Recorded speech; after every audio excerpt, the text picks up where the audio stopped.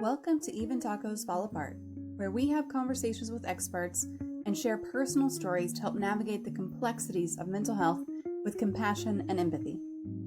I'm MommaFoxFire, and today we are tackling something that keeps parents awake at 2 a.m., scrolling through their phones looking for answers: parenting teens and young adults who are struggling with their mental health. If you're a parent of a teenager or young adult and you're not at least a little bit concerned about their mental health, you're either incredibly lucky or you're not paying attention. The statistics are brutal. According to the National Institute of Mental Health, nearly 32% of adolescents experience anxiety disorders, and about 13% deal with major depressive episodes. Suicide is one of the leading causes of death for people aged 15 to 24. But here's what really gets me. We're often completely unprepared for this reality. We spend years teaching our kids to tie their shoes and brush their teeth, but when it comes to mental health, we're just winging it. Most of us grew up in families where mental health wasn't even discussed. We learned to suck it up or get over it. We were told that therapy was for crazy people, or that depression meant you weren't trying hard enough. Now, we're watching our kids navigate a world that's fundamentally different from the one we grew up in. Social media creates constant comparison and pressure. School shootings aren't theoretical, they're active drills and hallways.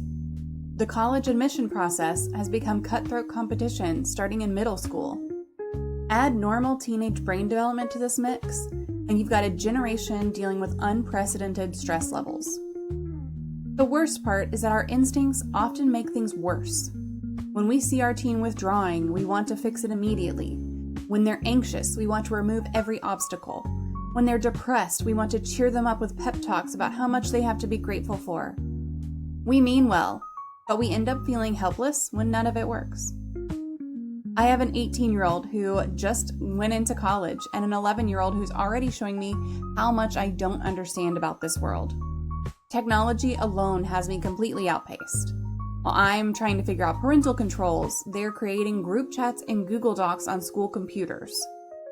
I thought I was tech savvy until I realized my kids are operating on a completely different level. The isolation parents feel when dealing with teen mental health issues is real. There's shame attached to admitting your teenager is struggling.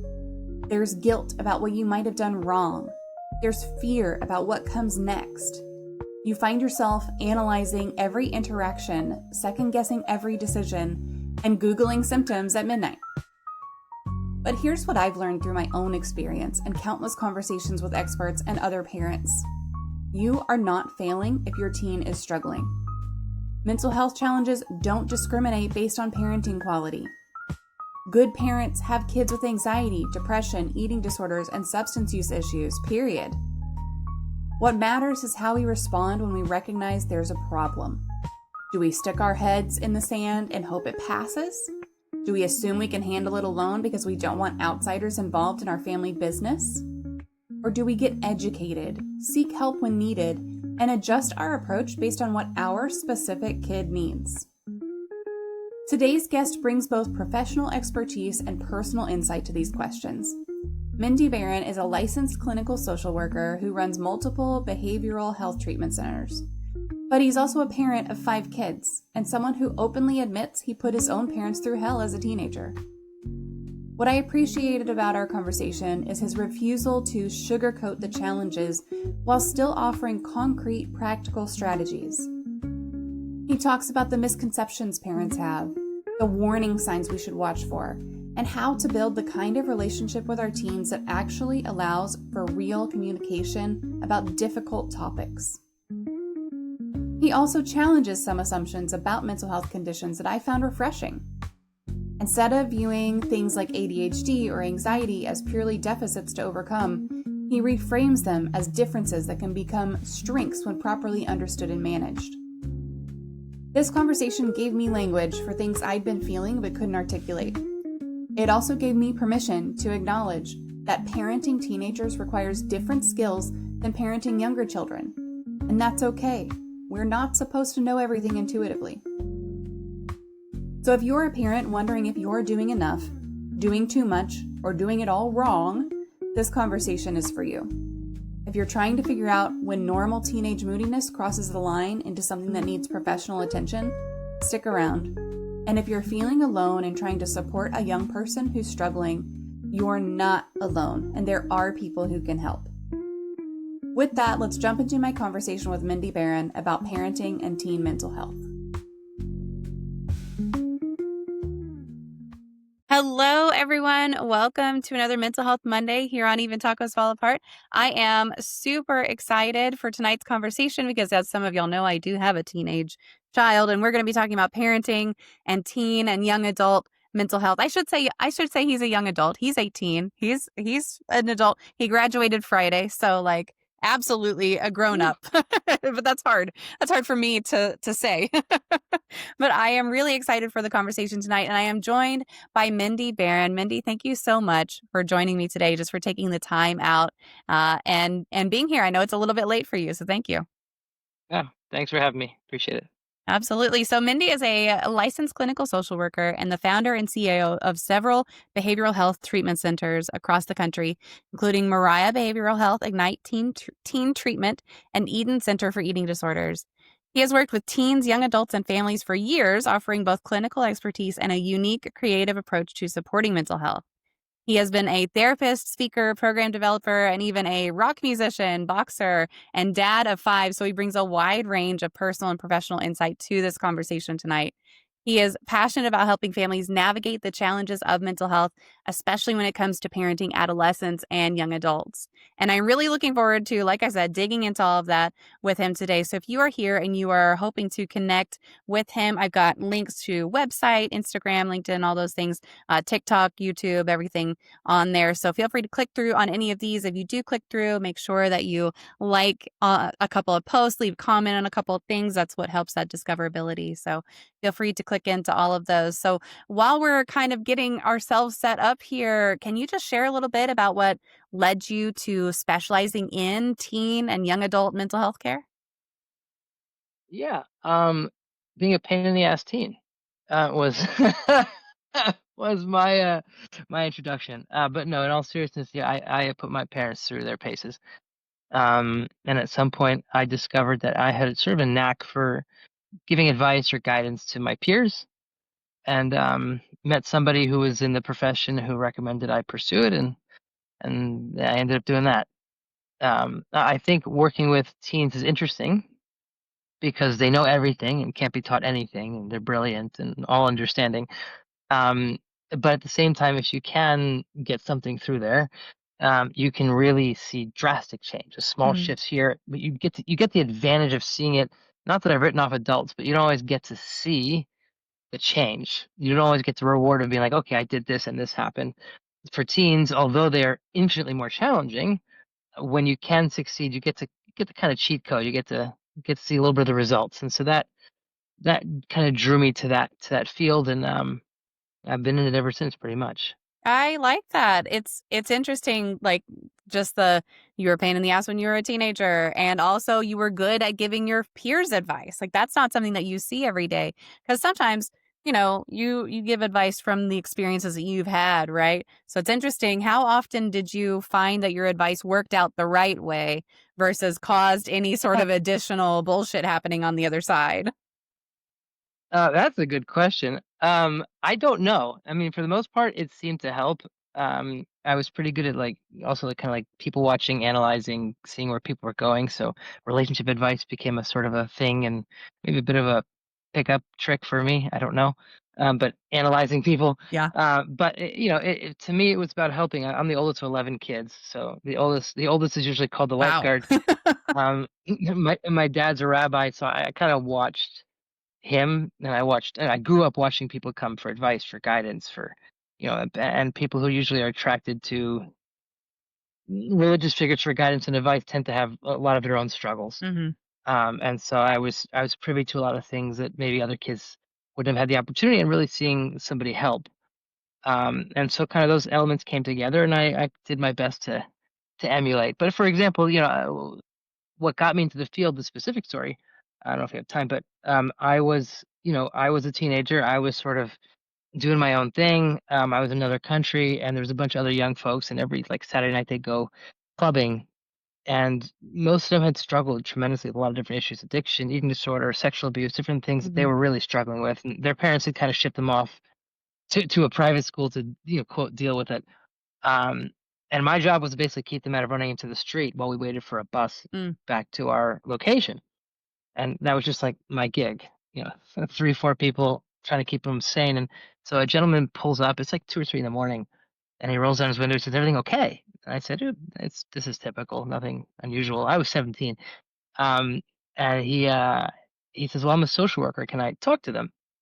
And I said, I don't mind." And so he went and talked to each of them, and he called me back and he said, "You should know that each one of them attribute the fact that they're alive right now to you." And he said, "You Wow. should perhaps," right. He said, "You should probably consider a career in this." I never met the guy again, never heard of the guy again, and something clicked. And I was like, this is what I want to pursue. So it was interesting, how that played out. Yeah, so at 17, you had this just, like, kind of It was epiphany. weird. Yeah, like, that's crazy. Yeah. That's wild to have already touched that many lives. First of all, at 17 is a huge accomplishment in and of itself. But then to have someone recognize that and verbalize that to you as well. Yeah, and the thing about teens is like that was my epiphany that got me to focus and get on track. And I'm in my work, that's what we're always trying to do Yeah. is find the aha, find the thing that they can click with, find the something that they see passion in, right? Like today's day and age, back in the day, you worked in the farm, you were drafted, you work in the factory, your future was pretty much set. As you move forward, you went to college, you became a doctor, a lawyer, an accountant, whatever. Nowadays, our kids have no idea Yeah. where they're going. They have no goals for the future. They don't have any vision for the future. They go to college not knowing what they want, and the dropout rate is incredible. And so, if you don't have something to focus on and you don't have a passion you can pursue, what drives you to get up in the morning and focus and do the things the way you're supposed to? Nothing. Um, so it's, it really is that sort of trying to replicate that aha moment for other people that can, really set them up. Yeah, that's fantastic. Did you ever consider becoming a rabbi following your dad's footsteps? I'm about 15 tattoos, too many for that. The rest of my siblings, they became rabbis and stuff like that. I do a different form of outreach, I guess, if you will. Yeah. But tremendous respect and I often work with my dad on cases. I walk a fine line because I know the ins and outs of my community, Yeah. and there's a lot of respect and trust from people there because they know I'm not going to push people in another direction. And then I have trust and acceptance from the general population. So it's kind of an interesting line to walk that puts me in a unique place. Yeah, yeah. And just to have that kind of that trust is nice without having to go Yeah, in yeah, a direction you didn't wanna go. correct. And be able to like speak the lingo without people knowing you can speak the lingo is also kind of cool. Yeah, yeah. Um, yeah, Now undercover. you do a lot. So your clinical work and music and boxing and your spirituality. How do you balance that? And do you find that any of those help you connect more with your clients? Also, good question. You got a lot of good questions. Uh, so I have ADHD, which means that I can do all of it at once. Not always excellent, but it actually helps me to jump from one thing to another and then Mm. jump back. So for me, having a multitude of different pursuits is good because if I take boxing the whole time, then it starts to lose interest. But Yeah. you shift, you variate, and you learn to play your skills where they're at. For me, for example, boxing was very unique because boxing it is the ultimate form of mindfulness, right? If you have ADHD and you try to be mindful and focus on the moment, it's very hard. But you have to be in the moment in the ring or you'll get knocked Yeah. out. So you can't get distracted, your mind can't be in other places, you can't be planning something in your head and thinking about work or if you're not there, you're on the floor. And so that's really cool. Music is a form of outlet. You can, express yourself in a way that maybe you couldn't express normally, especially in the workplace. It's very hard to express. You have to present different personas in different places, and so this gives you a chance to be more authentic to whatever you feel. Right at work, there's a persona. With your clients, there's a persona, and then there's, for me, I feel the actual ultimate persona is the musician 'Cause that was really always what it was. So, just for me, it's finding that balance is what gives me balance, playing between the different elements. Yeah. I was just having a conversation with my 11-year-old who also has ADHD, but we were talking about because I was trying to get him to focus, and it's really hard for him to focus on anything, and I was like, "Baby, I know it's hard, but we got, like, 5 minutes before we have to leave, so I need you to stand still and brush your hair. Like, I just need you to Yep. stand still and brush your hair." And he's like, "You don't understand, Mom. I can't stand still. If I stand still, then I'm just gonna explode." And I'm like, "I know. However, Yeah. we don't have time." Well, I always kind of liken it like, the whole I'm not a big, like, Thor person, but when I watch movies, I see certain things that I can resonate with, right? When he doesn't learn to harness that energy, it's all over the place, it's Yes. explosive. Yeah. But the minute he learns to harness it, it's a powerful tool that almost nobody else can use, like, it's a weapon only he can use, and ADHD people see it as a diagnosis. For me, it's a superpower that you just have to learn how to harness. Once you can do a heck of a lot more than other people, a lot faster, Yeah. and it becomes something really unique. Yeah. And he's most of the time he's wonderful. Most of the time he's great. He gets ready and everything, but boy, some days it's really hard. And it just happened to Sure. be one of those days, and it just happened to be like a couple of days ago that happened. I was like, yeah, It's not I easy. get it. No, not at all. But we did also in that same conversation, I was like, whenever you're multitasking, you're not really multitasking, you're multi-half-assing, and he hates cussing. And so he went, "Ooh," and I was like, "Okay, well, put it in good place terms and put the ash in there instead of ass, and then we can have the Eh, conversation." But yeah, he hey, definitely likes to harness be doing a lightly. bunch. Yeah. Yeah. Do you have a true crime story that fascinates you? So I was thinking about that because you told me you might ask that Yeah. question. Um, I'm gonna use a not true crime story, but there are many true crime stories based off this. Have you ever seen the movie Split?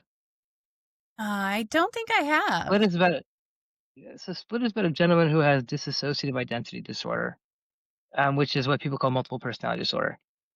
Um, and it's a fascinating interplay between unfortunate victims who've had their own trauma, a younger man who's had his own trauma that has caused him to evolve into 24 different personalities that Oh, are quite wow. different, and then a therapist who really fails to hold boundaries and gets way too invested Mm, and ends up being sort of the catalyst for it. But I find those kind of stories fascinating because when it comes to DID or dissociative identity disorder and some of these mental health conditions, a lot of times we look at criminals like criminals, right? They killed, they murdered, they maimed, they did whatever. They're bad people, and it's true in a lot of senses.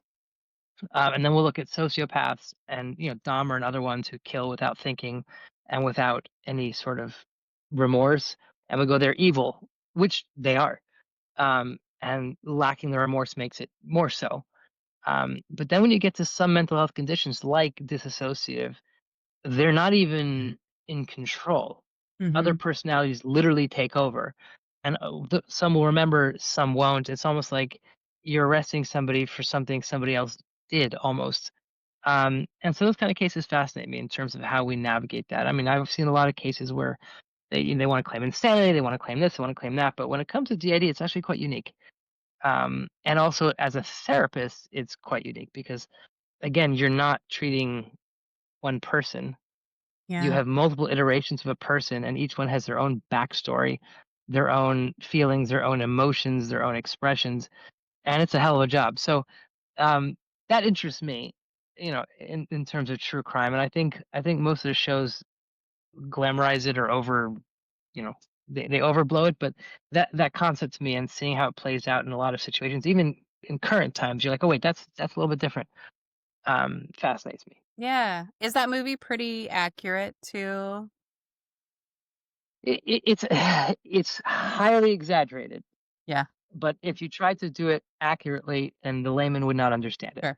So the way they did it was perfect in the sense that once you see that, you go, okay, well, that's really like he's a woman, he puts on a dress, he walks around, then he's a kid, and that can happen. But a lot of times those nuances exist in a far more subtle Yeah. manner. So I did like it. They did add one element that was totally nonsensical. Like that each personality could have different things. Like one has diabetes, but the other doesn't, which means you can control your body Hmm. chemistry. That was all bogus. But The other parts of it were great, and as a therapist, watching the other therapists, the other thing is boundaries, right? Learning how to hold boundaries when you're a professional. A lot of people get really invested and emotionally invested in cases, Hmm. and it pulls them in, and it's the worst thing for them and for the client. Yeah. And watching this lady spiral into, I was like, no, don't do that. But anyway, yeah, that's my true, not true crime story. Yeah. Equivalent of like someone going into the basement in a horror story. No, don't do it. Don't go Yeah, there. but I knew it in, like, instinctively. I was like, Yeah. no, you don't say that. No, no, no. Hold. Yeah. But they were very accurate in the portrayal of that interplay. So that part was pretty accurate. Yeah. Nice. So getting back to kind of our topic tonight, what do you think are some of the biggest misunderstandings parents have about teen and young mental health today? So I think they have a lot of misunderstandings. Let's start with technology. I don't consider myself that old. This is the very first time I've logged into this platform. um, and I've seen it, and people are live streaming their games and whatever. But I'll call myself young. I'd like to call myself young. Um, our teenagers are like on the cutting edge of things that we don't even know exist at Yeah. this moment. So I think the first misconception is that we know what they're up to. Right? It's the biggest misconception, right? Oh, they're on the computer. I can put up a firewall. I can put, proxy servers are like so 2010, right? It's Yeah. like a different. The kids have gotten far more advanced, and so parents assuming that I will learn how my kid is acting and what they're struggling with or have access to via osmosis is a huge issue. And I think it's a pretty significant issue that leads to multiple others. The second misconception, I think, is that people look at teenagehood and go, oh, those are the best years of my life. You're a teen. What do you have going on? The reality is, right, your brain is changing, your body's changing, you're dealing with relationships, dealing with school pressure, peer pressure, family pressure, chaos, social media pressure, body image, shootings, politics, uh, you know, um, popular opinion, what the celebrities are doing, what the shows are telling you, what to do socially. It's a million things. You're literally working your way uphill with have like snowballs being thrown at you as you're going. It's not an easy time at all, Yeah. and it's possibly the most chaotic at the same time as your brain is only partially developed. And so it's still learning and processing. So you kind of went from being a kid to being thrown in the deep end of like everything. And so the misconception that teens should be okay, you got it easy, we're taking care of you. What work do you have? What stress do you have? Parents minimize and kind of downplay the mental health aspects of that, because it is true compared to the struggles adults have. Teen issues seem somewhat minuscule, but to a teen in their world, it's it's everything. And if you miss that, you've really missed the boat in a big way. And the third thing I say is the misconception that you have to handle everything yourself. Mm. Um, it's a really big topic, especially also in various communities as well, where it's like we keep this in house, right? Nobody needs to know about this. We'll address it. You will pick yourself up by your belt buckles, and we're gonna make this through. And again, without the proper information, without the proper understanding, without the proper context, without understanding what your kid is facing, you can't do that. And so kind of knowing that you have to reach out for help, use community, use a village, educate yourself. These are little elements. Yeah. I know that, especially on the technology front, my 11-year-old came home from school and it's the end of school year and everything. And he's like, my friends and I have been sending memes to each other. He doesn't have a phone. He has a school issued Chromebook. He has a Switch, but you can't message, like, can't freely message on it as far as I know. And so I was like, what do you mean you've been sending memes to your friends? How are you? His classmates and he have created a Google Doc where they just literally paste stuff into this Google Doc.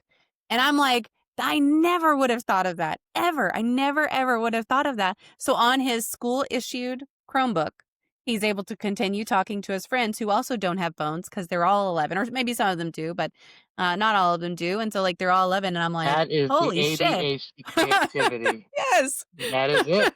Yeah. I can't say I didn't think of that, but yes, Yeah. It's that's incredible. They are like, kids are just so, you talk about technology and different ways to use it. Their brains go places. Like I said, I never would have thought to do something like that. Their brains just go to those places automatically. It's like, "Oh, how do I do Right, this?" Well, there's something on the computer that can make it happen. right. Yeah. Yeah, And I love to think of absolutely. myself as very tech savvy. Yeah, right, right. Yeah, no, the kids are gonna always one up us, that's for sure. Most definitely, most definitely. So how given all of that, how do you recommend that parents talk to their teens or even to their young adults? Like I said, I have an 18-year-old who just graduated high school, so he's very much a young adult. I know he's still a teenager also because that number has a teen after it, but how do you recommend that parents talk to their young adults and teens about things like depression or anxiety or substance use? So, just to reference back to the teen thing, I always call young adults adolescents of all ages. Ah, Um, I like that. because they're still fixed. Sometimes I say that with adults, but because adults are just older teens, and either they figure it out or they haven't. Um, but talking about those topics point blank is very hard. Mhm. Almost no teen wants to openly talk about it. Yeah. Um, and because we don't talk about it, conversely, the other side of the coin, they seek help from friends who don't have the answers, from strangers on the internet who have other intentions, from Dr. Google, from Dr. ChatGPT, um, and you don't want them getting answers from those places. Right. Um, and so there's sort of this, how do you do that? And it's a good question. So I'm basically summarizing what you're asking. But in essence, it really starts before the problem arises, right? For the most part, and you notice I'm a parent, you're a parent. Um, you have a relationship with your kid, right? Let's just say from when they're born till 10 years old. It's pretty basic, right? When they're happy, they smile. When they cry, they're sad.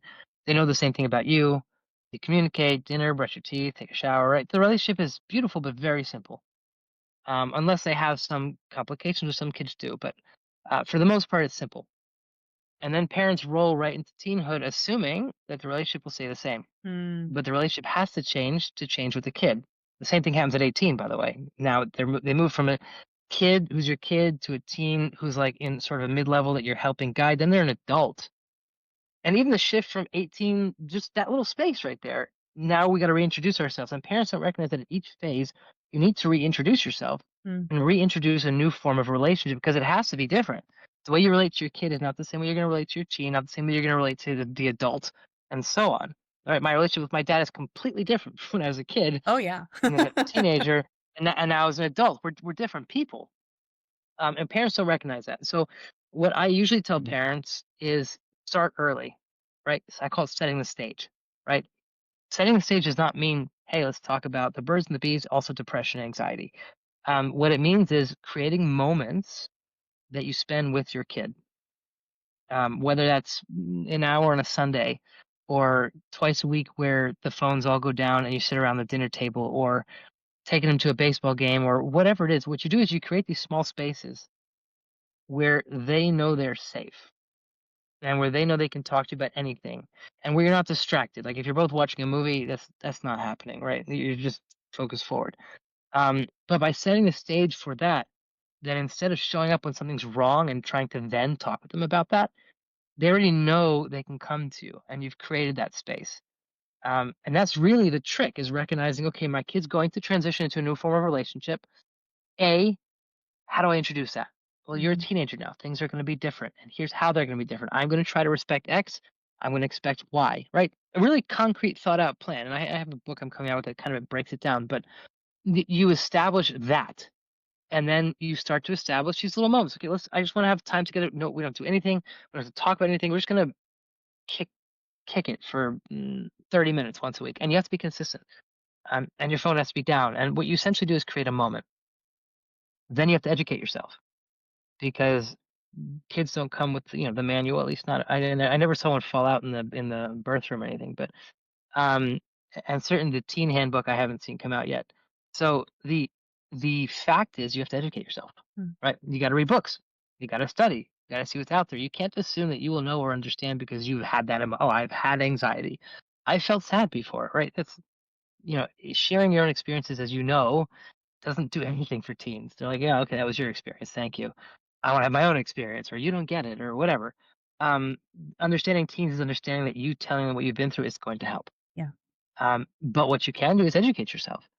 And once you have knowledge and you have a space where they can come to, then when they approach you, you have answers. and you can tell them things without bluffing, and they know that you're giving them good advice. And that's where you have that conversation. To kind of come out of the blue and try to have that conversation, really tough. If you've passed that moment and you've missed that boat, so to speak, but you see your teen is struggling, then the answer is to let them and yourself know that you are not the answer, right? Look, I missed something here. I know you're struggling. I can't begin to understand what you're struggling with, but there are professionals who can help. There are people who understand this. I will introduce you. You can pick them. I'll have nothing to do with it. I just want to make sure you have a resource. I'll pay for it.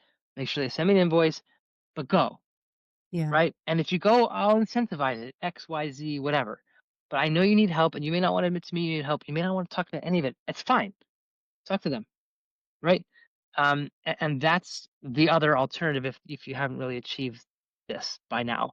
And a lot of parents haven't, right? They become teenagers, now all of a sudden the pot shows up in the backpack and the cutting or the explosive behavior at school, and you have no idea what's going on. And it's also hard because, as you know, the 2/3 of their lives are spent in school.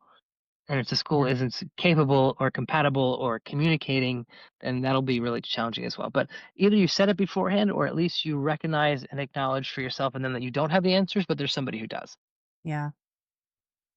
It's So my oldest does go to a therapist, and whenever we were picking a therapist, I made sure that he was involved in it because he started going when he was much younger.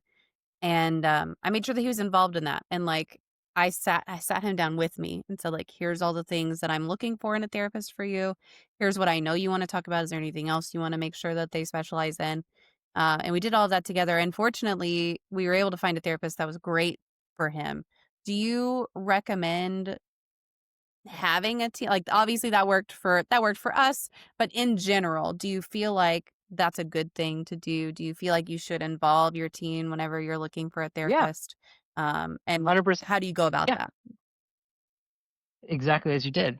And kind of like I mentioned earlier, you tell me, look, you can pick, you can find it. Now, you were part of it because your kid needed they can't always pick. Yeah. So obviously, you did the right thing. Sometimes when they're older, like I have clients who reach out to me on their own for therapy because their parents said you need it. The parents will call me and say, "Look, send me the invoice. I'm not going to be involved." Exactly as I'm describing. My kid Yeah. will call you and just, I'm not going to ask any questions, but please take care of them. Happens a lot. But when they're younger, obviously you want to sit down, you want to pick, you want to understand, but you do want their buy-in. If you Yeah. picked somebody and they didn't have buy-in, then they're not going to trust that person. They're going to assume that person works for you. So you really Oh, have that's a to good point. get them involved in the yeah, you have to get them involved in the process, or you lose everything. Yeah. That I didn't even think about that. That's a great point, though. Yeah, because if my parents had said, like, "Here, you're gonna go to this therapist," I'd be like, "Okay, what are they gonna tell Right. you? What are they gonna tell you about me? That's right. Is this Right. is this your Yeah. friend? Is this your friend that you're that Right. you're sending me to?" Yeah. Happens too. A lot of parents like, I have a family friend who's a therapist. You can go to them, and I'm like, you Mm. said that for real? Like you Mm. told your kid that, and you're wondering why? Right. Yeah. Yeah, So yeah. Rose is here. Hi, Rose. How are you today? Rose says, "How is everyone?" I am doing well. I am dealing with some storms, and we were dealing with some power stuff earlier, and I'm dealing with allergies. But aside from that, I'm doing great. Thank you for asking. Mindy, how are you doing today? I'm good. I don't see Rose, but I assume you're talking to somebody. Um, I'm doing well. It's a little later for me than it is for you guys, but Yes. Yep. Yep. So, what are some early warning signs that parents should maybe watch for when it comes to behavioral or emotional struggles? so I have a red flag system, and red flags are not significant by themselves, but only when they add up, right? And there's a couple areas where you look for red flags, right? Let's talk social emotional, right? Socially, are they withdrawing? Are they not engaging as much? Are they pulling back? Are they not reporting back as much in terms of what's going on with their friends? Or in reverse, have they developed a new set of friends, people you Mm, don't know about, going out at different times, right? You can notice flags in certain areas, but just one flag there or two flags, not so significant. But then you talk about emotional, right? Okay, are they more irritated, anxious, um, down, explosive, standoffish, withdrawn, or the opposite? Again, more of the other side of it. Okay, now they're acting really aloof and outgoing and almost out of control and whatnot. And again, maybe some flags there mean something, maybe not. But now you got two segments here you're looking at. The third is school, right? We talked about the being one of the biggest tellers of what's going on. Right. For example, in the summer, parents don't know that their kids are struggling because they don't have the backdrop of school and structure, right? So noticing issues in school again could be a flag, could be nothing, but if they're struggling there, now you have three different areas where there could Mm. be a flag. And then you look at eating habits, right? Um, how they're eating, how they're sleeping.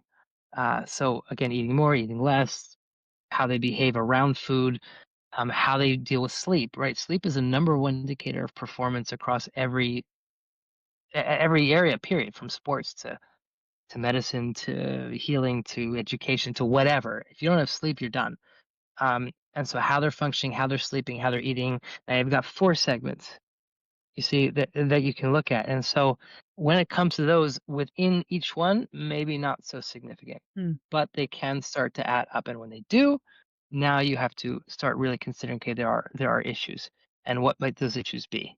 And when you go to a therapist or you look for help, they'll ask you the same question. Okay, where are you noticing issues? And you'll be like, okay, well, here they are, and so on.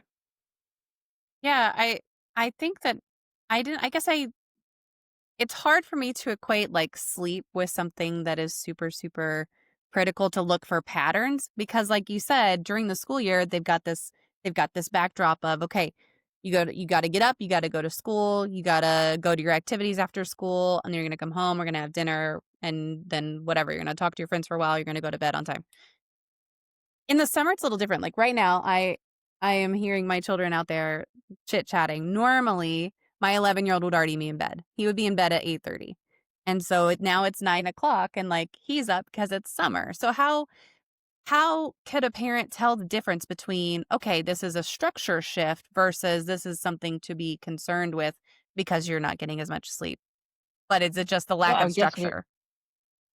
your 11-year-old. Well, that's what I mentioned about the summer. That's when parents miss the most issues because of the Yeah. lack of structure. They assume everything's okay, and that's where we have the most challenges. Um, I assume your 11-year-old is sleeping in tomorrow. Oh yeah. As much as Ma- he will sleep in. I mean, he's an early So riser, so in essence, he's making up for the lost sleep, yeah. which you Yeah. can't do during the year. So that's kind of what I mean. So Tom Brady is going to go to bed at 8:30, right? Every sports player has a bedtime much earlier than you'd imagine because the body is a is a functional machine and has to function. And you will notice when kids are sleep deprived because of certain little things like irritation. Sometimes, the day sucked. This was terrible. This person, that person. And the reality is you're tired. Yeah. Um, you're overwhelmed. And when the system is tired, every aspect from your brain chemistry down to your physical functioning, even things like anxiety, like if you're tired and your digestive state is off, that can feel like anxiety in your Mm. stomach when the digestion is off, and that can cause heart palpitations. It can make you feel anxious. And you don't know why, and you can react to it. A lot of times, when I have clients who are struggling intensely in certain areas, sleep can be like right off the bat. I'm like, okay, let's fix sleep. Let's start like that is the basics. Let's tune up the engine with sleep. You start there. From there, you can build, and so we'll do things like, and almost everyone has an Apple Watch or a Fitbit or whatnot. You can track your sleep, REM Mhm. sleep, how much actual sleep are you getting? And if you're not getting good sleep, that's probably why you're not functioning the way you want to. How do we start there? From there, you can build. But people do assume, oh, my kid stays up all night, but he's fine. He's up in the morning. But the reality is he's up, but he's depleted. Yeah. He's up, but he's missing the resources he needs to perform. It's the sleep equivalent of being hangry. You know what I mean? Like it's the same thing. Yeah. It's just sleep is actually the one thing that determines mental functioning, physical functioning, emotional functioning. Everything is dictated by sleep because that's how our bodies work. Yeah. Yeah. I definitely get more sleep in the summer because 'cause I'm not having to get the kids up for school, but I'm like, That's always good. I sleep in until I have to get up for work, and then that's it. But teaching a team to recognize what they're feeling, okay, Yeah. I must get sleep now. Everything's just like that's knowing that knowledge alone goes a long way. Yeah. Yeah. And it's hard to recognize, especially if you're like they are right now, they're in the middle of playing Minecraft together, so, like, it's hard to say, "Okay, I'm gonna stop playing this fun thing and go to bed because I know I need to go to bed." So, Right. Which I'm sure Yeah. my 18-year-old will be the one to be like, "I'm going to bed." Right, right, because they learn, they Yeah. develop over Yeah. time. Yeah. Are there things that parents might be doing unintentionally that contribute to their teens' anxiety or depression? Yes, being inconsistent. Mm. Inconsistency is the number one challenge, and consistency is the number one key to creating structure. So, the saying, "Do as I say, not as I do," right? Stop cursing, but they're cursing. Go to bed on time, but you don't go to bed on time. Don't talk about people like that, but you talk about people like that. You know, you need to take care of yourself, but they don't take care of themselves. Mhm. Don't get stressed or explosive, but you get explosive. So parents try a lot of times to take care of their kids because it's how we're wired. Um, but at the same time, we don't take care of ourselves. Yeah. And we are literally the role model for them to copy, right? Unless you want them to copy other role models, which we don't want. And so inconsistency in follow through, in structure, in behavior is a massive contributor to how our teens respond and how they do. And that means you got to gut check yourself Mm. and really take a hard look at yourself. And I'm not even talking about things like parents who aren't in harmony, right? Parents who fight, and then one parent says you can do this, one parent says you can't, and now you're pulling the kid into a fray, and they get they split. I'm not even talking about that. That's already Yeah. another level of complication. I'm just talking about basics. You have to look in the mirror and say, "Am I a good role model for my kids? And would my behavior trigger them or myself?" And look at that.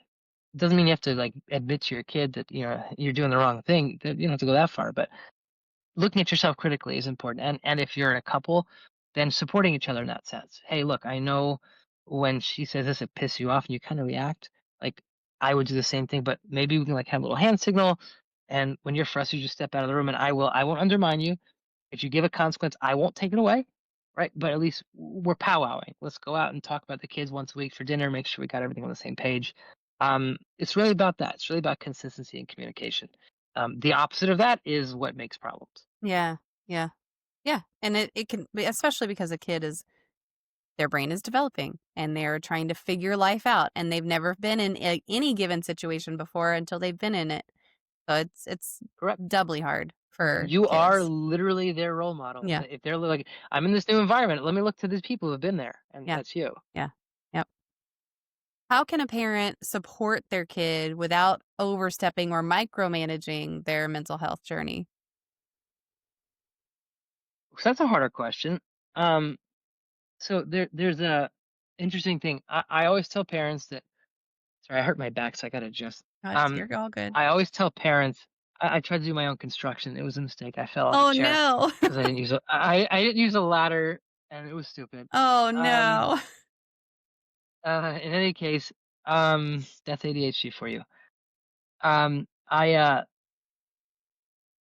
The parents will come up to me and say things like, "I don't want to check my teen's computer because they're gonna get upset," Yeah. or, "I don't wanna look in their room because 'cause they're not gonna trust me anymore, and they're not gonna be my friend," so to speak, which is a terrible thing. Mm. They're not meant to be your friends. Um, but the reason they're saying that is because they haven't established a system with their teenager. If you want to support your teenager, it involves certain things. For example, yes, you can go to the party. I'll be okay with it. But you struggle with this, that, or the other. I'm giving you the right to call me pain free, penalty free if something comes up. Yeah. I'm going to support you being a teenager. I don't want you to feel isolated. Conversely, if you mess up and something happens, I also reserve the right, and I'm letting you know now, to take that away until you can earn it back. Right? Another example is I'm not going to try to catch you on your computer. If you want to use a computer, you're going to give me the password. And from time to time, I log in to check. If everything's okay, fine, right? I reserve the right to check your room. From time to time, I will. If everything's good, right? You may struggle with depression or anxiety. That doesn't give you a right to scream or shout or come down at me. I will respond to appropriate communication. If you need support, let me know. I will support you. But if you don't want my support, I'm not going to fight you for it. I'm here to help, Mhm. right? So it's really about framing your support in a very structured manner. Teens actually love structure. despite what people may think, despite what they may tell you. And it's easier for them to know what the rules of engagement are than you kind of catching them on the fly, right? For example, I had a teenager who like was really upset at his dad because like dad would be like, "You just lost this whole week of blah," and he never said a word about it. And the dad would like pull this, but then the dad would do that. It was just terribly inconsistent. The mom would give it back. And so when it came to following rules in the house, it was just it was a non-starter, right? And yet he followed rules perfectly in other parents' houses. Why? Because the rules of engagement were very clear. Um, and when he got pulled over for a cop for speeding, he didn't blow up at the cop. The rules of engagement are clear, right? So if you want to support your teen, you need to create structure and rules of engagement and rules of follow through. So there's a system that they can depend on to both support them when they need it, consequence them as a form of support, natural consequence, and give them guidelines to operate within, both for themselves when they want things and for themselves when they want support. I call that a home contract. Again, referencing my book that has yet to come out. But I've been working for like 4 years. I'm almost done. Anyway, you really have to do that. And it can't be something that's like shot from the hip. You actually have to type it up, like write it out. Here are the rules. Here's all the ways we're going to respond. And show it to your team. They can input. Usually, I have parents do it in a Google Doc. Yeah, and then you have sort of set of rules, and then it's a living document. As things come up, you adjust. Okay, look, Hmm. this is the third time you came back after curfew. Just understand, we're adding a little caveat here. If you're back after 12, you lose car for 1 day, 2 day, 3 day, whatever it is, based off the system. If you come back and I keep finding stuff in your room, I may have to just take the door off your room. I'm not gonna keep like knocking on your door and picking locks. It's my house, right? This is a rule we're adding to this list right now. If you do XYZ, you want to earn, perfect. We're gonna put that in there. Right here's a section on whatever, right? But if you really want to be supportive, it has to be concrete and structured, measurable, viewable by all, predictable, and operate as a living system like we do in life, right? Yeah. Whether it's a legal system or the rules of engagement when you go to work or school, like there are rules that we follow, right? There are things we do because there's a structure designed around it. I think that predictable part is probably the part that I know my kids would appreciate the most from all parents involved in their lives. I do my best, but I can't control what happens at other houses. So, but Of yeah, I course, mean, of course. the predictability is just it's a big one. Like they want to know what's going to happen if I don't do the dishes tonight, even though I know I'm supposed to do the dishes every day. I'm not my mom's gonna knock on my door early in the morning and wake me up to do them before I go do what I wanna go do. So, Yeah, like, just having that consistency and the expectations of if I don't do this, I know what's gonna happen, and either I'm willing to deal with the consequence or I'm not, because very similar to, like, if I don't leave the house now everything. yeah, very similar to just, like, if we're gonna go to work and we don't leave the house right now, we're gonna be 5 minutes late. Am I willing to deal with the consequences that I know are gonna happen if I'm 5 minutes late? Depending on where you work, that might be a big Yeah, deal, it might not be a big deal. So, correct. You make your choices accordingly. yeah, yeah, and it's teaching them that skill of, am I willing to deal with these consequences and not I guess not having it be everything is life or death, because it's really not. Everything in life is not life or death. You're modeling real life so Yeah, that when they enter the workforce, when they enter these things, that's the way they think. Just to add one element, you said I can't control what people do at other houses. A lot of parents say that, but if you recognize that certain other houses are not holding appropriate boundaries, you have two choices. One is your kid can't go there. Two is you call that parent out. But there is a misnomer, I'm not saying specifically with you, that they're like, okay, well, when they're not in my house, it's someone else's house. It is what it is. They let them smoke pot. Okay, whatever. I can't. Right? You can. And sometimes holding that boundary shows your kid that you care, yeah, shows your kid that you believe these rules are important, not just because you're a mom, but because this will keep them safe. And because it keeps them safe, I don't give a darn who it is. My kid's gonna be safe.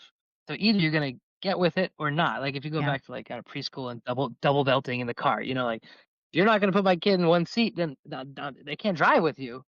I respect you. You want to do it with your own kids, but and I was always very particular about that. If I drive other people's kids and they're like, no, my mom says I can. I'm like, no, I'm not. You're gonna buckle the way everyone buckles, and if your mom wants to say otherwise, she can say. But in my car, yeah. I'm gonna do what's safe for everyone in my car at my time. And if my kid's going to your house, your mom's going to make sure everything's good, and my kids will tell me if she doesn't, and then it's not going to go back. Yeah. So it's not rude, or it's just it's you care, and so your care should Yeah. extend to wherever they are. No, totally agree. And I'll clarify, I'm talking about co-parenting with another parent in a Oh, situation. got it. Yeah. Very Yeah. different. Very different. Yes. Friend Still houses, challenging. totally different. Yes. Yeah, Yeah. yeah. Challenging in a different Still way. challenging, but Yeah. no, Yeah. yes, that's a whole other podcast. Yes, for sure. For sure. Yeah, we could spend way longer if we get into that level of things. Yeah, But yeah, I mean, and you if you have a great co-parenting relationship, you can bring those things up. If your co-parenting relationship isn't that great, as mine have not been, then it's much I more get it. difficult, and it makes it more difficult on the child. Mostly is the Of thing, because course. like if they know what to expect at my house, and they go over to the other parent's house, and it's just not consistent, no matter what. If it's not consistent with me, or if it's not consistent overall, which in our case it's just not consistent overall, it's just very difficult. It's a really difficult situation. Sure. So That's a different, yeah, absolutely different. yeah, Another podcast yeah, anyways, but but sometimes definitely. I'll pull 2 parent. Go ahead. I was just gonna say, like with friends and everything, I talk to the parents. I talk to the parents all the time. I'm like, hey, just so you know, here's the deal with this one, and here's what my expectation of him is, and if it isn't this way, please let me know. And he's gonna let me know if anything happens because he's a tattletale. Like, so Yeah. That's the way to do it. That's exactly how to do it. yeah. Yeah. That's awesome. So if a parent is not familiar with the mental health system, like I've been in therapy myself. So whenever it was time for my kid to go into therapy, it was easy for me to be like, okay, well, let's get this handled. But if someone doesn't have that familiarity, what's the first step they should take whenever they realize that their kid is struggling? Ask for help. It's that simple. Go online, find someone, ask for help. Yeah. There's a lot of people who know what they're doing, who've been trained, who have experience. Don't go to your friend or your friend's friend or your father or somebody else and be like, "Yeah, here, tell me what to do." Even your friends who've had other kids who struggled. No. You go to a professional who is unbiased, who is trained, who is experienced in this field. If you don't like them or you can't relate to them, then go for another one. Try 3. Yeah. But do that. And if you're looking for resources, you can usually start with the school, and they'll usually have a list of referrals they work with.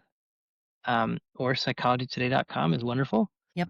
Um, those are kind of my 2 top ways of going about it. Yeah. I like the idea of going to the school because they're going to have the very local resources, and hopefully folks that they know have worked with other students as well. Correct.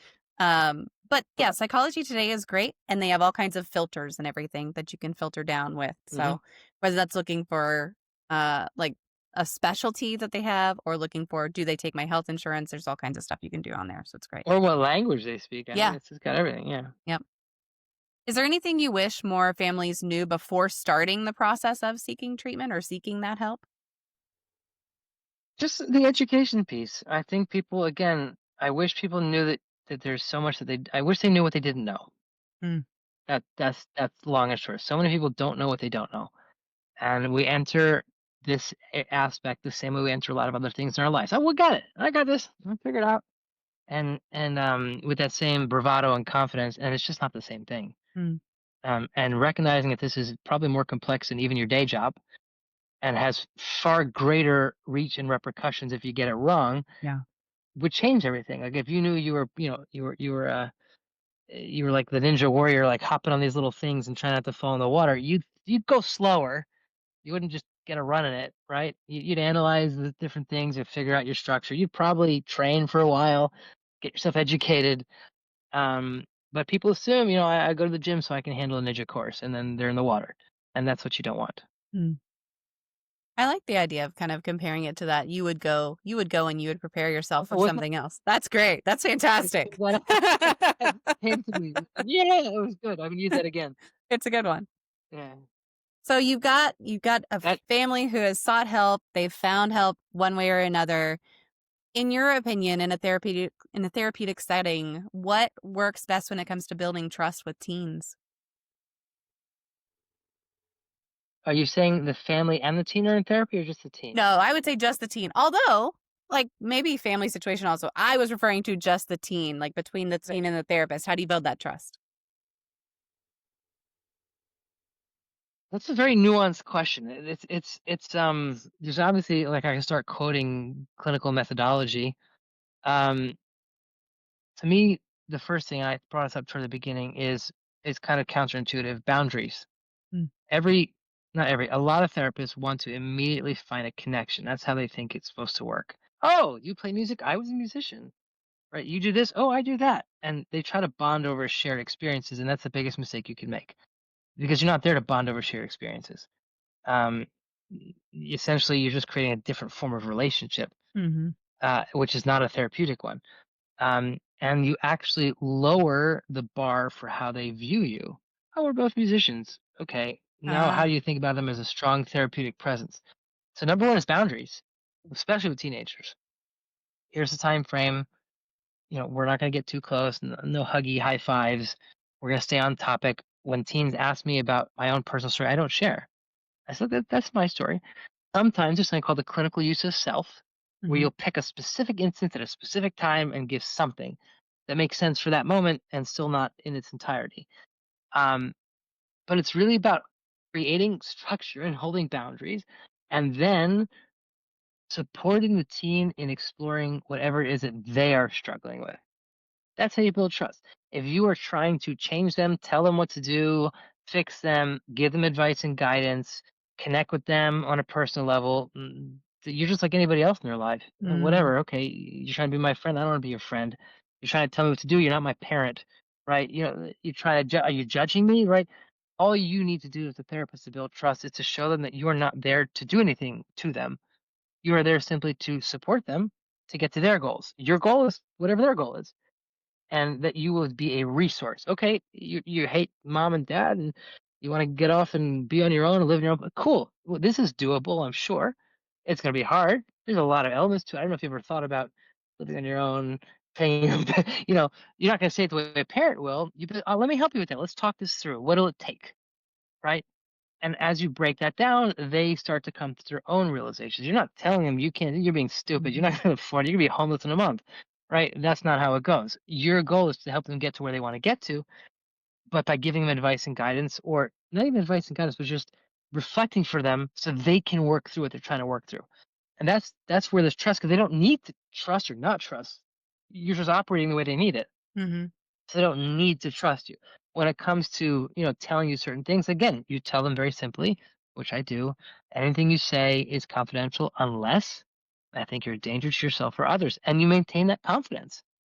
That's the only real element of trust that I think becomes relevant. And if I do have to tell a teen about that, or bring something up that I think they said, which does um, warrant me saying, so I'll be transparent. Look, you just said something I will have to bring up, Mm. right?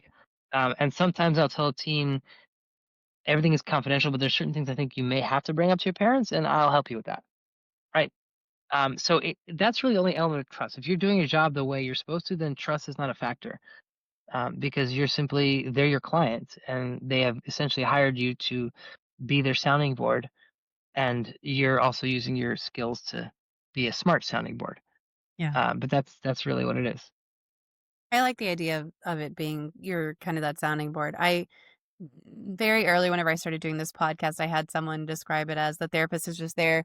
You hand them your bullshit and they hold it for you while you sort it out into a usable form. That's exactly what that's precisely what it is. Yeah. And occasionally point out the fact that your hands are dirty. What Yeah. can we do to help you with that? Yeah. Right? Let's think of some ideas together. At least with teenagers. You know. Yeah. But that's a perfect description. Yes. Hold my bags while I go through them. Yeah. Yeah. I like that. How can parents best support a young adult who's moved out but is clearly still having some struggles? I'm gonna say the same way. um, I'll add one factor. Teenagers asking for help is like a non-starter almost ever, especially when they've now moved out of the house and it's all this confidence. And I'll give you an example. A young person that I dealt with, from a minority community that really um, struggled with a lot of elements, and this individual was, um, at least at the time, non-binary. They're kind of figuring out where they stand in their sexual identity. Mhm. Um, Parents had no experience with this, part of a minority group that does not recognize or accept this, part of a community that, well, to hell with that. And as much as they wanted to try to understand their kid in their area, among their people, was a non-starter. And we worked on that for a while, but eventually this kid got upset and left, moved out. Even though normally he wouldn't have done that, Mm-hmm. he didn't have the competence to. But in the face of this, and I say he because at the moment that's how he identifies. Um, in the face of this, he did. He stepped up his game, moved out, went to college. Now the parents were like, okay, well, he's disconnected from us. He's cut us off. What do we do? And I said, well, you let him know that the door's open. He's left, and he assumes you're in a fight, and the door is closed. And he will then lock his door and put extra bolts on it. And what you have to do is just say, let him know continuously, you're here. You'll do your best to support him, although you're allowed to hold your own boundaries and have your own ways of thinking, just like he wants to be accepted. You want to be accepted for the way you think. Everyone has to be accepted for the way they think. And as long as no one's killing each other. And just reminding him again and again and again, we're here, we love you, the door's open. Mm. And that's really the best thing they can do. And in their situation, to remind him of that, they sent him gift packages every 2 weeks. Just like, hey, here's this, thinking of you, here's some pictures, just going on, just staying connected. Yeah. Right. And recognizing that the world up there is a hell of a whole, like it's a hard world. Yeah. And people will be cruel. And the one thing teens don't recognize as they transition to adults a lot of times is that the people who will be there for you the most in the end of the day, when everyone else screws you over and moves on and focuses on themselves, is going to be family, hopefully. Yeah. Not every situation, but in many of them. And if you keep that door open when all hell breaks loose and no one is there for them, they will come back and talk to you. And that's where it's important. Don't just assume they're off. They're good. I'll call them in a month. When they call me, I'll talk to them, but stay connected. And especially in today's day and age, it's just, there's so much craziness everywhere. Yeah. And let them know it's okay to be weak. Not be weak. It's okay to not to be weak. I'm trying to find the word. It's okay to not be okay. Yeah. It's normal. It's expected. It's not weakness. That's all. It's kind of like you function as a trampoline, right? They come back, a little back, then put them back, and that kind of thing. Oh, my parents would love that comparison because all three of their kids out and in and out and in and out and in. It's like, Yeah, it's all right. as long as there's the tension, as long as there's a little tension to push them back up, Yeah. you know. Yeah. That's all. Yep. Yeah, Yeah. have the bounce. Absolutely. Now you're a parent. How has your professional background shaped the way that you approach parenting? Oh, geez. It has made me over analytical. Fair. It has given me the ability to see.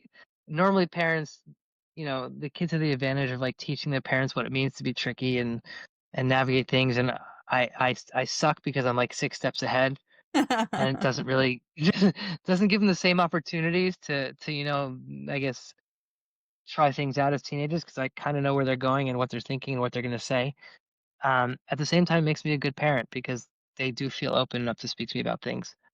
Um, I had sort of a split thing where like mom would take care of them until, in the early stages because she was a preschool teacher. Like I'll take over when they become like, teens. And now that's what's happening. My oldest is turning 14 and next one's 11 and like, oh, they're shifting. But I think it's just given me an opportunity. And I go back to the word boundaries is the way I think and act is just the way I've conditioned myself over the years. And so the way I react is very specific and very structured and very non-emotional and very consistent in a way that's I'm not going to call it cold and calculated, but just very specific. And it just comes out of sort of habit. So, which becomes a challenge when when you have a significant other and maybe they get emotional, but and you're so locked in to like keeping it all in a box, which isn't good either. Yeah. But that you respond differently. Like I'm not trying to make you look bad in any way. I promise you. I can do this right here. I got it. But yeah, I mean, it's been that. It hasn't given me all the answers or all the secrets. It's definitely made me incredibly self-critical, and most importantly, I've seen so many really bad things that I'm always worried. And that's really when you've seen a lot, you worry a lot. Yeah. So I'd say it's a blessing and a curse. So far, it's been helpful, and we'll see where it goes from there.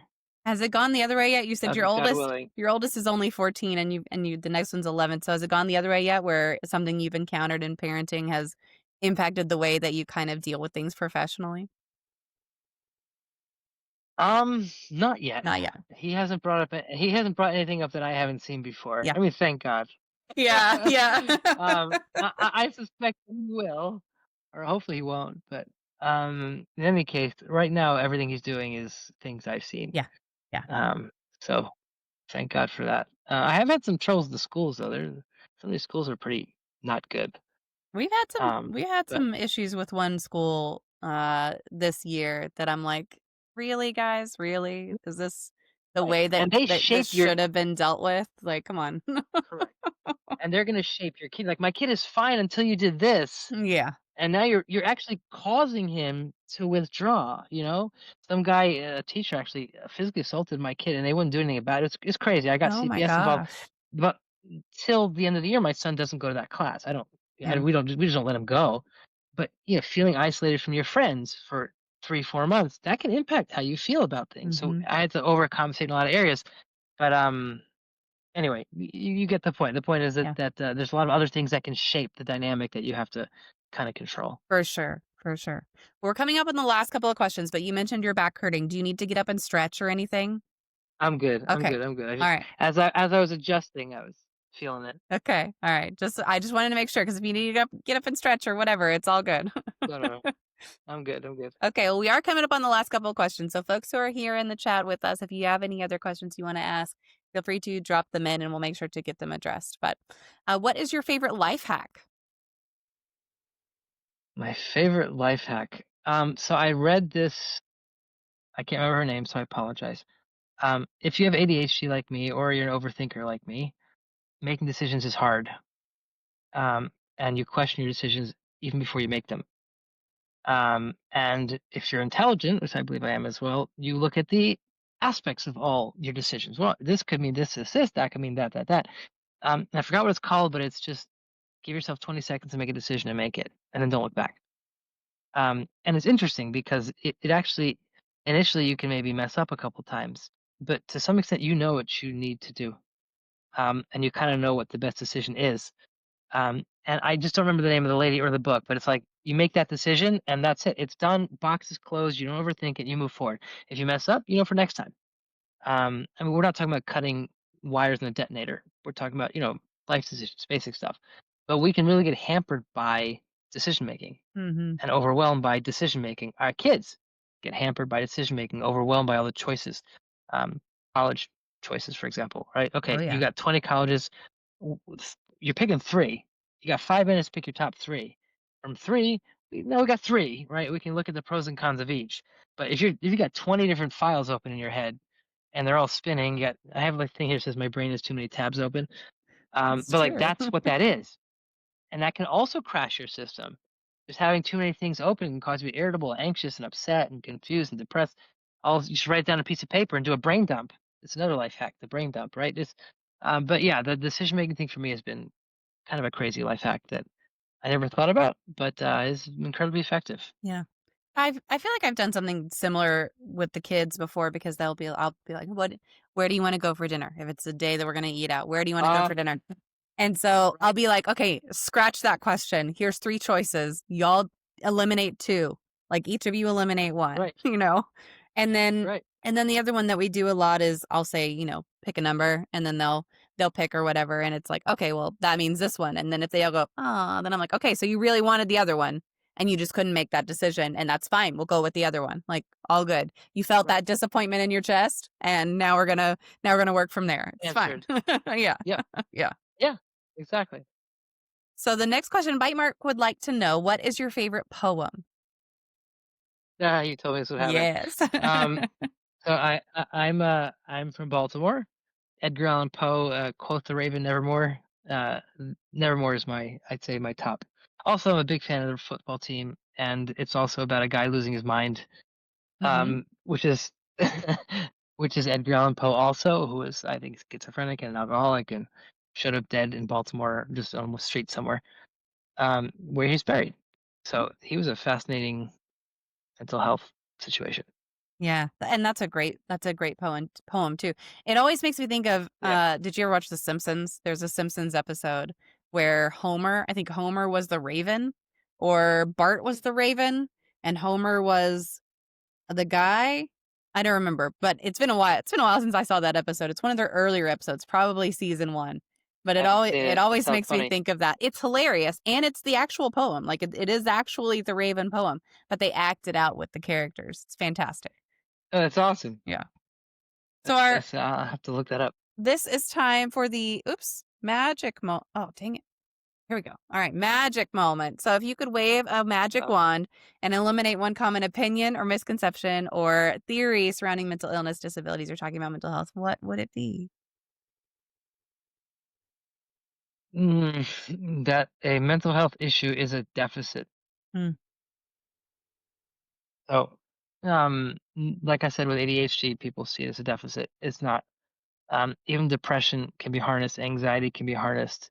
A lot of what makes people really, really good, say in the military, for example, is the ability to feel fear and anxiety, but push through it, right? If you didn't feel fear and anxiety, you get killed pretty quick because you just walk into anything. Um, but if you feel fear and anxiety and you learn how to harness that, well, now you can be quick acting Navy SEAL and do what you got to do really quickly and really efficiently. People assume they're all like cold blooded. You can't be, right? Yeah. In order to be reactive in a situation, you simply can't be.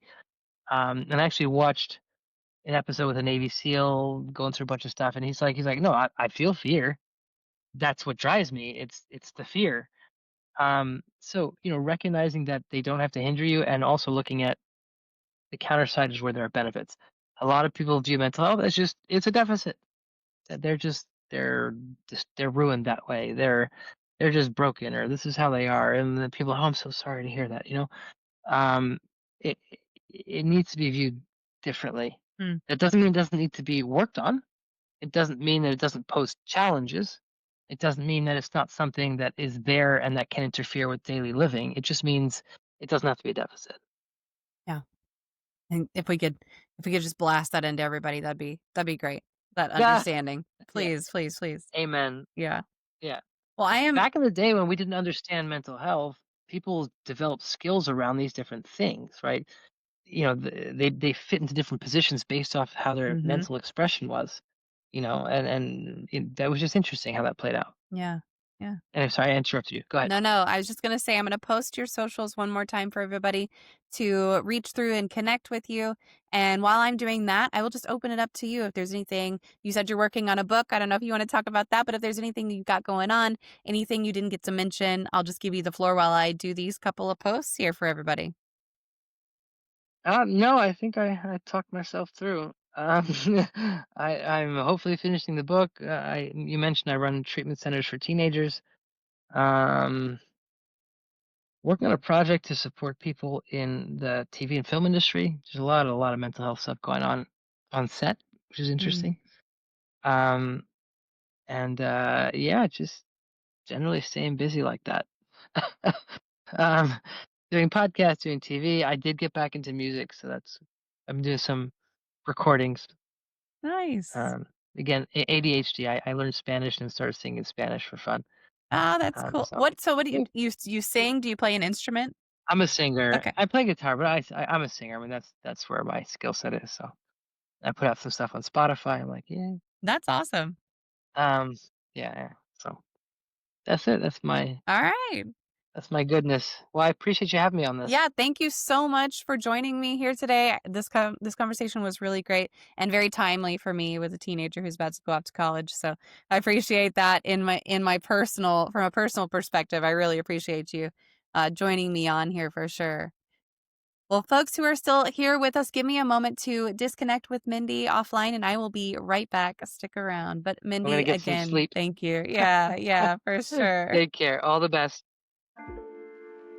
That was my conversation with Mendi Barron, and honestly, I'm still processing some of what he shared.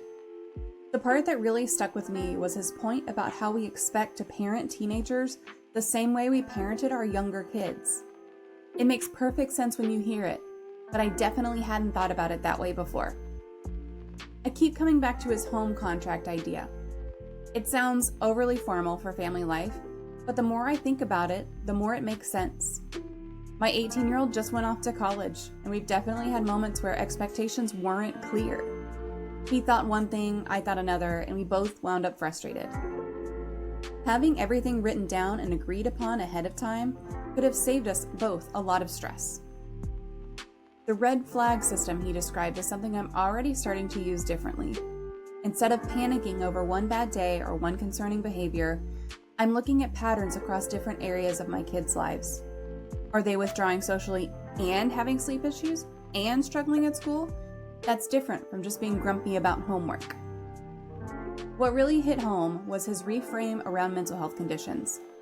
I've definitely fallen into the trap of seeing my 11-year-old's ADHD and Tourette syndrome as something to constantly manage or fix, rather than understanding it's a difference that comes with both challenges and strengths. That shift in perspective feels huge to me. For those of you dealing with co-parenting situations, I know we touched on that briefly as well, and we could probably do an entire episode just on that topic. The consistency piece becomes so much more complicated when you're trying to coordinate with another household that might have completely different approaches. If you're sitting here thinking easier said than done about any of this, I get it. Knowing what you should do and actually implementing it in the chaos of daily life are two different things. But I think the key takeaway is that small, consistent changes matter more than trying to overhaul everything at once. Start with one thing. Maybe it's creating that weekly phone-free time Mendi mentioned. Maybe it's having a conversation with your teen about what they want in a therapist, if that's something you're considering. Maybe it's just acknowledging to yourself that the relationship needs to evolve as they grow. I also want to acknowledge something for parents who are listening and feeling overwhelmed. Mendi made it clear that seeking professional help isn't a failure on your part. I know there's still stigma around therapy, especially in certain communities, but your child's well-being is more important than what other people think. If you found this conversation helpful, I would really appreciate it if you take a minute to rate and review the show. Reviews and comments help other parents find these episodes when they're searching for resources at 2 a.m. And you can also subscribe so you don't miss future episodes. And feel free to share this with other parents in your life who might benefit from hearing it. You can find Mendi Barron's information through the link in the show notes if you want to learn more about his work or treatment centers that he runs. I'll also link some of the resources we mentioned, like Psychology Today for finding therapists. Before we wrap up, I want to remind you that parenting teenagers and young adults is hard work, and you are not supposed to have all the answers. None of us do. We're all just figuring it out as we go, trying to support these humans we love while they navigate one of the most challenging periods of their lives. Some days you're going to feel like you nailed it, and other days you're going to wonder if you completely screwed everything up. That's normal. It's parenting. And just like even the most perfectly assembled tacos sometimes fall apart in your hands, families go through messy periods too. The important thing is that you keep showing up, keep learning, and keep trying to do better tomorrow than you did today. Thanks for listening to this episode of Even Tacos Fall Apart. I will see you next time.